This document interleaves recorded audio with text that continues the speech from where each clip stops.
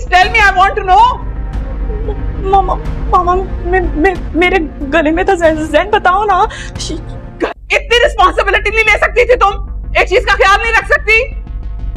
पता है कितना कीमती था, कौन भरेगा? गले में था तो कहां गया? इतनी बेहिस्सों को गिर गया, पता भी नहीं चला। मैं तुम्हें कब से फोन कर रहा हूं, बंदा पलट के जवाब ही दे देता है। और तुम क्यों करोगी?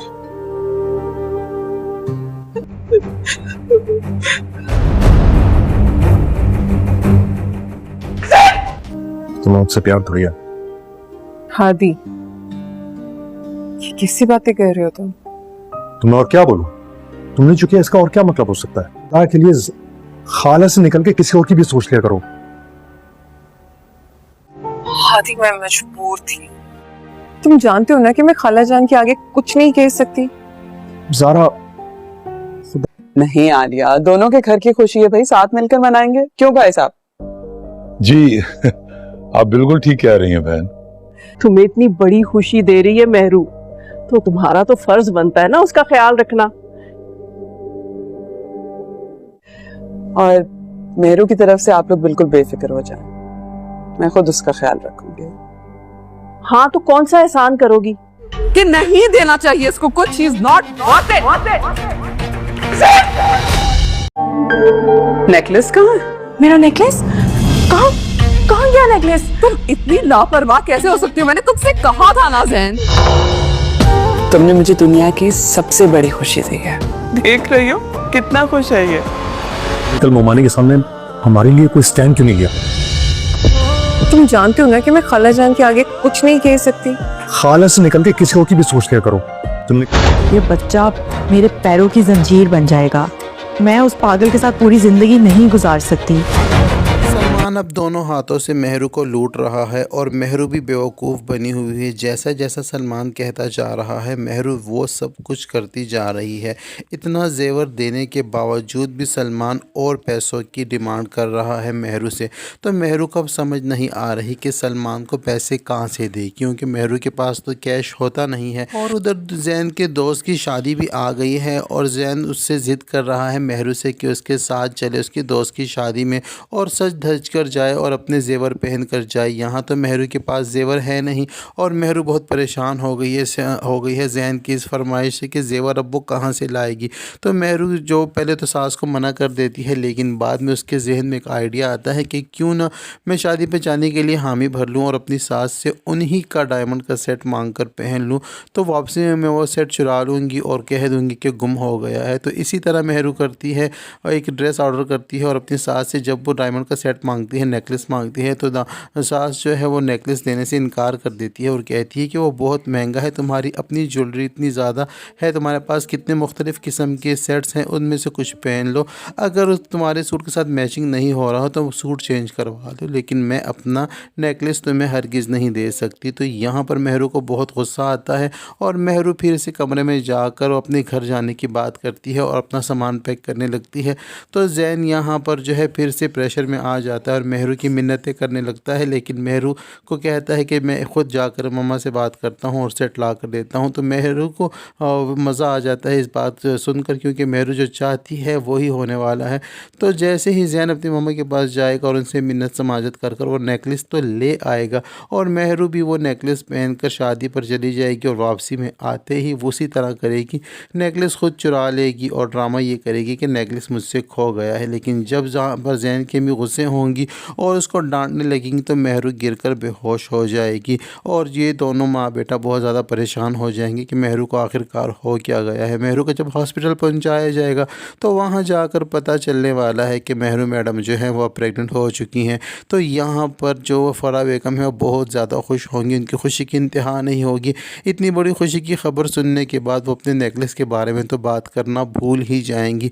यहाँ पर मेहरू के घर वालों को ही बुलाया जाएगा, सब खुशियाँ मना रहे होंगे और जैन भी बहुत ज़्यादा खुश होगा, लेकिन महरू बहुत ज़्यादा परेशान और टेंशन में हो गई है क्योंकि उसको तो जैन के साथ रहना ही नहीं है और ऊपर से ये प्रेगनेंसी जो है उसके रास्ते में बहुत बड़ी दीवार बन रही है क्योंकि महरू ने तो अपना सब कुछ अपने हाथों से सलमान को दे दिया है और वो ख़ुद भी सलमान के साथ जाने के लिए तैयारी कर रही थी और अब ऊपर से ये जो प्रेगनेंसी है उसके पैरों में जंजीर की तरह पड़ गई है और महरू बहुत ज़्यादा टेंशन में है।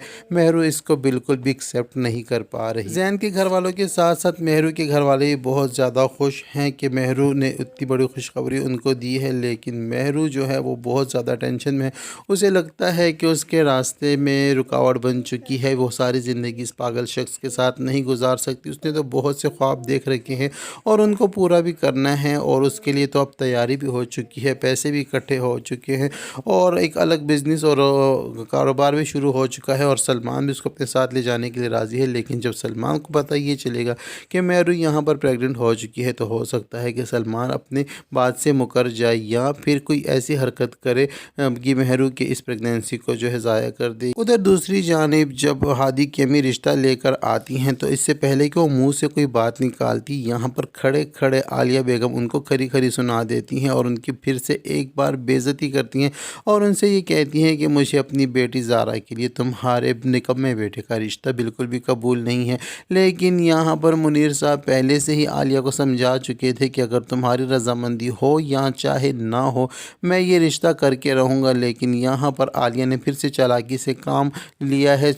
चालाकी उसने ये की है कि उसने पहले से ही ज़ारा को एतमाद में ले लिया था और ज़ारा से ये वादा लिया था कि अगर खाला जान नहीं चाहेंगी तो ज़ारा रिश्ते करने के लिए हामी नहीं भरेगी।